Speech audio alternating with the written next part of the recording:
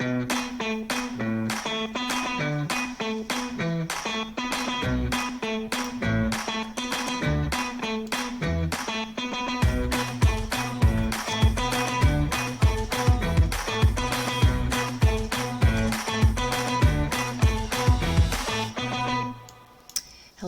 it's day 11 of the digital clean sweep, and today I'm tackling my calendar.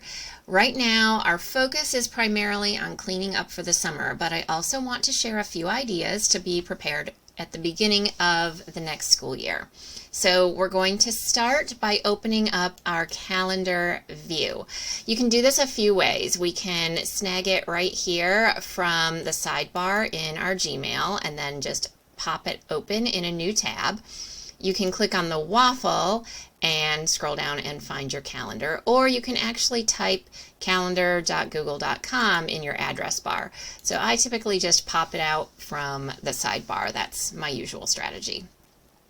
Now, if you have been invited to any shared calendars, or if you are using Google Classroom, you're probably going to have a variety of calendars turned on and visible showing here on the left-hand side.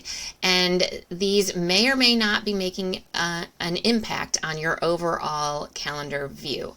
A couple other really quick things to mention is that you can change your calendar view. So you can change it to day, week, year, or even a schedule, or just 2 weeks at a time. So there's a lot of different views if you've never really done anything with that. Another thing is any events you've declined can still be showing on your calendar. So if you don't want those showing, and if you don't want completed tasks showing, those can become a lot of clutter. So you can turn those off. Just click on each one, and then those things won't be showing on your calendar. So I don't really find a purpose for those kinds of things, so I think having those turned off is a good idea. Also, if you have events over the weekend and you want that turned on, you'll need to make sure that there's a check mark next to it. Otherwise, you might have it set so that you're only seeing the weekdays, which are, again, that's a preference. So decide which view is best for you. As for all of these extra calendars over here, there's a couple things we can do. We can unsubscribe from a calendar completely. We can just turn the view off by checking the box here. So there's a few ways to handle these calendars that you may or may not need to be able to see. So just take a look through and decide. Some of them may not even be impacting your calendar at this point. They might be so old. Usually what I tend to do is deselect them here, and then I go over to my settings menu, my gear up here at the top. I click on settings, and then excuse me, what I will normally do from there is to scroll down and I can click the eyeball to make it hide completely from my calendar. I think it was this one and this one. And then when I go back, now see how that list is very much more abbreviated. That's okay that they're not showing, because I can always come back into my settings and I can always turn something back on, like say this one, for instance. If I needed that, I can always turn that back on, and events will start to populate from that calendar again. And your calendars are color-coded, so it does make it fairly simple to be able to differentiate between things. All right, so let's take a look at some of these daily reminders that I've set for myself. Since it's summer, I want to clear some of these off until next school year. All right, so tasks and events work a little bit differently from each other. So when you're making your updates, if you have a reminder task set, like take attendance, for example.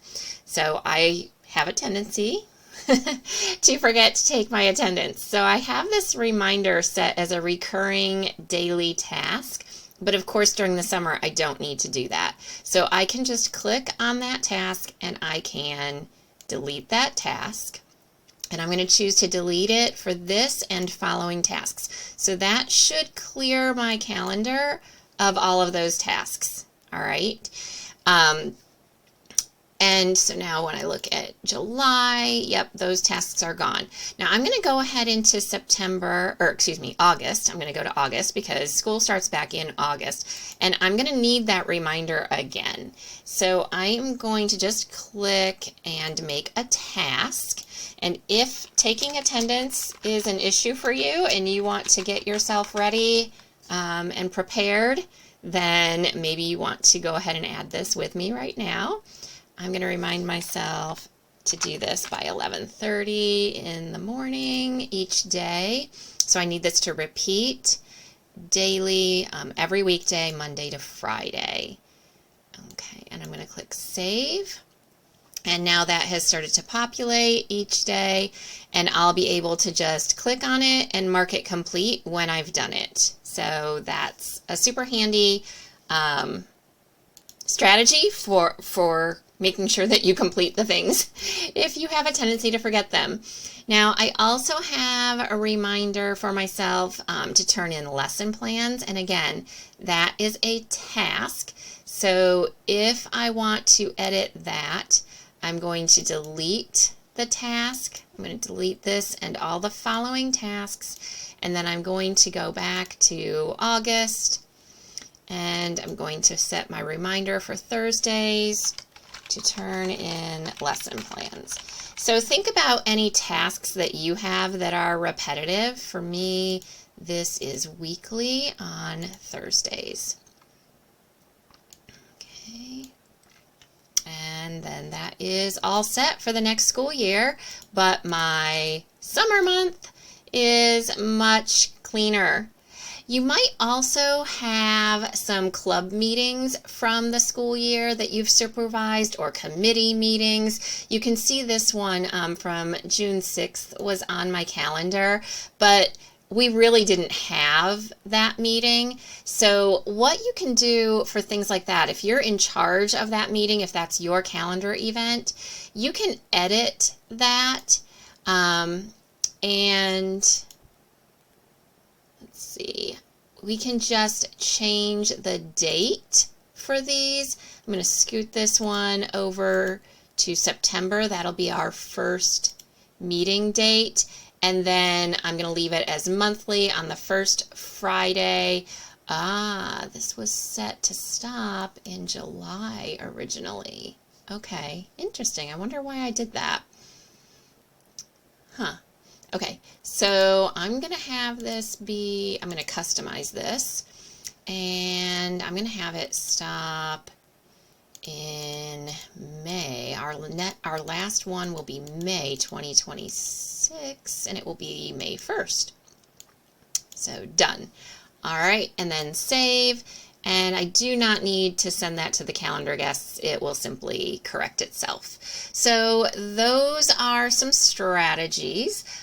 For me, calendar cleanup is probably one of the least time-consuming tasks, which is great because it gives me time to revisit another Google Drive folder or take a closer look at my email filters to see if there are any that need updating.